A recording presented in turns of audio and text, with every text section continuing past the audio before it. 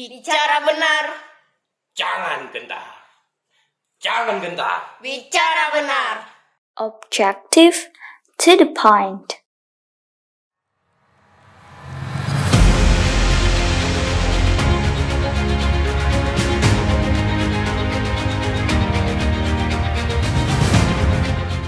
Sampai 74. Kalau saya aktivis muda kan gitu, jadi saya senang aja.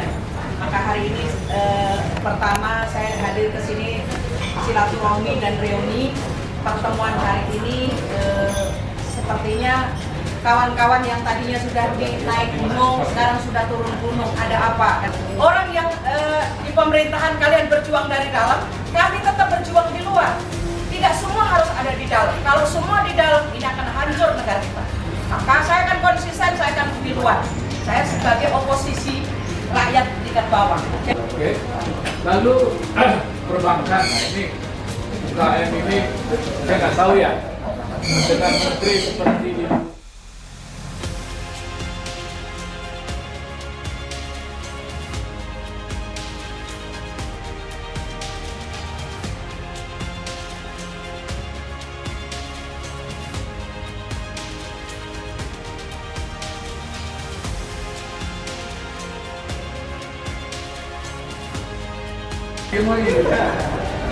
Kemudian vaksinasi oke.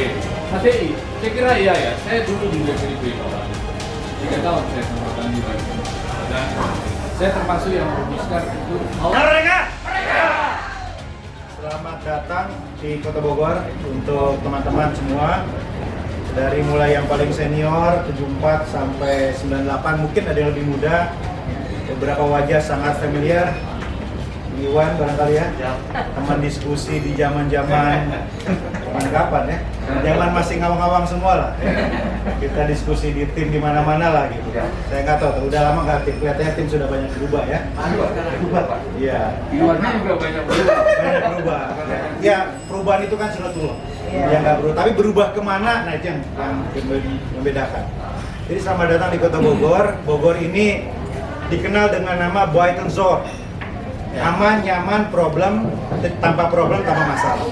Jadi insya Allah kalau ada yang masalah, datang ke sini masalahnya selesai. Sehingganya untuk sejenak selesai.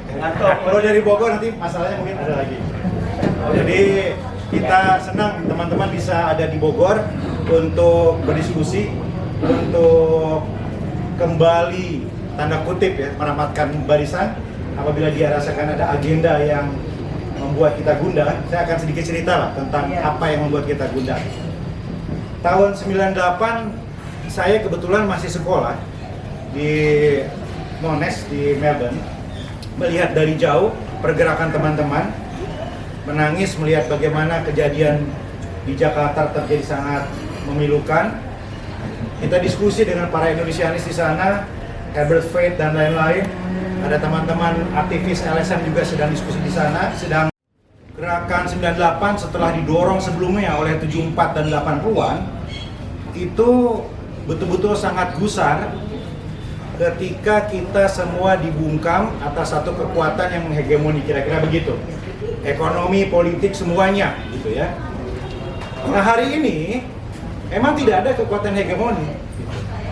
Tetapi persoalan hari ini adalah penumpang-penumpang gelap, free rider yang masuk ke dalam sistem seolah-olah reformis, seolah-olah pembaharu, masuk ke gerbong, tetapi sebetulnya karakter dan perilakunya ya itu tetap saja karakter perilaku masa lalu yang membuat kita sekarang sebetulnya tersendat-sendat. Tadi sudah disebutkan Omnibus Law. Di forum Apeksi saya banyak mengkritisi Omnibus Law. Kenapa? Karena semangat otonomi daerah, semangat untuk desentralisasi ini ditarik lagi. Apapun itu, kita paham perlu ekonomi growth, kita perlu pertumbuhan ekonomi, kita perlu menarik investasi.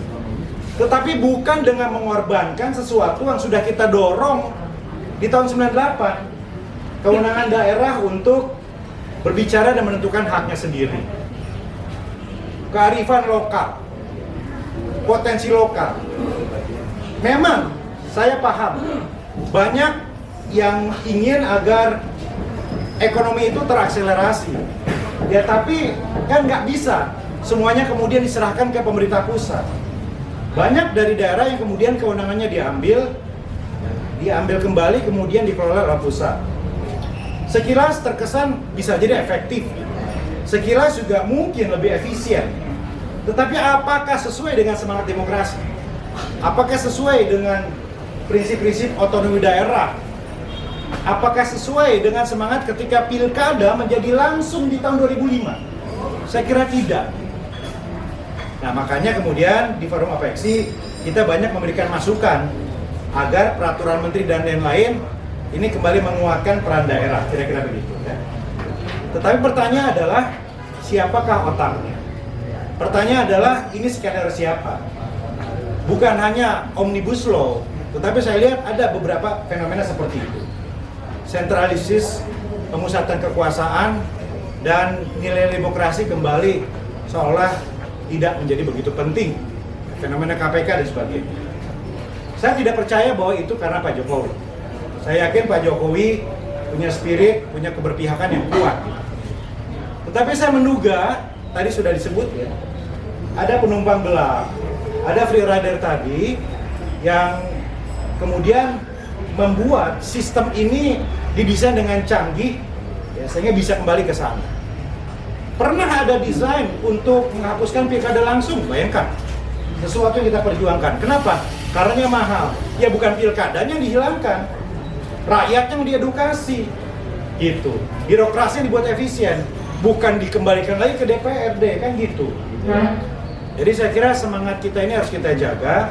Kita menjaga Presiden Jokowi dari penumpang-penumpang gelap itu. Ya, bukan berarti Pak Jokowi anti kritik ya. Saya sangat melihat bahwa Pak Jokowi adalah figur yang sangat terbuka, senang diskusi, senang dapat masukan gitu.